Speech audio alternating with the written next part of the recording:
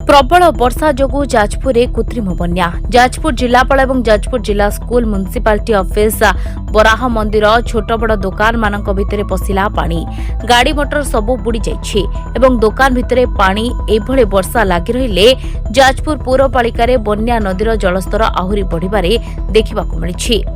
गाड़ी मोटर सबु बुड़ी जाउछि एवं दुकान गुड़िकरे पानी पसि जाइतिबा देखिबाकु मिलिछि।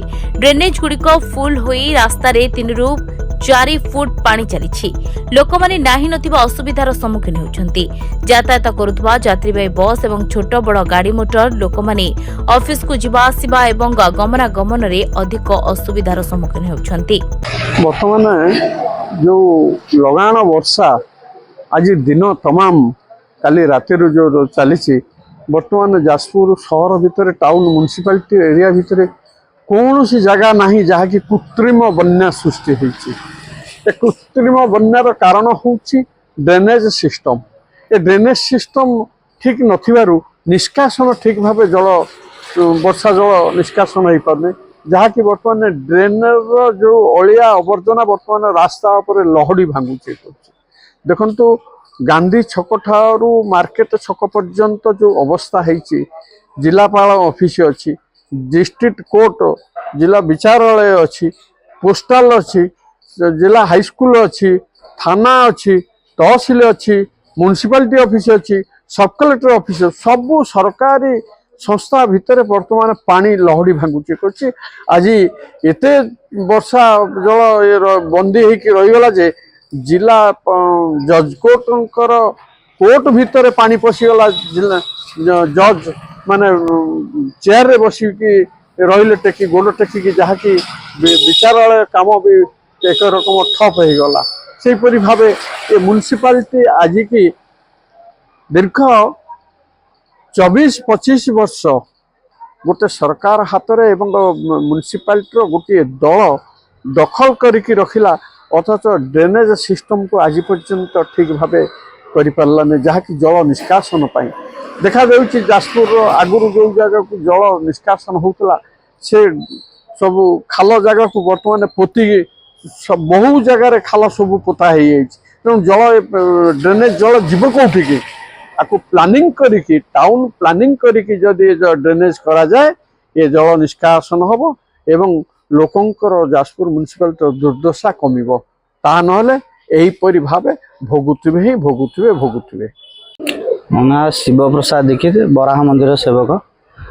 ये जो बराह मंदिर रे आज नुहे आज केते वर्ष है जी ग्रामर एवं पढ़ियार जी पानी सब मंदिर भितर मंदिर पूजा करने को आम आज नुहे प्रति माने वर्षा सीजन हम माने आमर बहुत कष्ट आम चली आसु।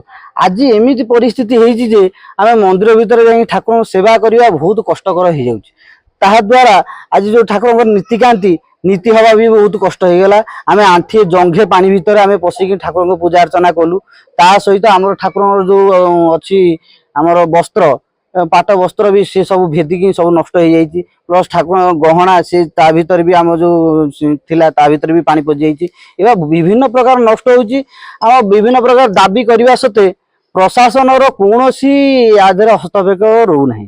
ये 10-15 दिन तले आसते नगर उन्नयन मंत्री बाध्य आम करूँ बहुत थर जन प्रशासन को सी नगर उन्नयन मंत्री आसते देखिकी भी कहले सी से समय जिते भी आसते भी पानी होता आम ताकू भी देखिए कहतु सी निश्चित कहले आम तुरंत तार पदक्षेप तार 8 दिन पर बोधे आसते म्युनिसिपालिटी 2-3 जन आसिक मपामपी कर गले कि कौन से आउ ठाकुर पानी किमी मंदिर बाहर तार पदक्षेप कि एपर्यंत भी कहीं नहीं ना ठाकुर सब पानी बुड़ी रोचे और आम सेवा करने को आम कष्ट होची नासाना जी अपरिष्कार पानी आम ठाकुर सेवा जतन कर कष्ट रही किंतु प्रशासन किसी नहीं। जिला प्रशासन को आम हाथ जोड़ी निवेदन करके जनाऊँ प्रभु किसी गोटे कम करूँ जहाँकि प्रभु आउ जमी पानी न रुहतु ये जलर देवता जल भितर पूरेक रखतुनि से बहुत यार परिस्थिति बहुत भयंकर हम प्रभुंर आशीर्वाद जब रही प्रशासन जब ठीक चाहिए ताने प्रभु को ये जो जल रु कष्ट उद्धार करूँ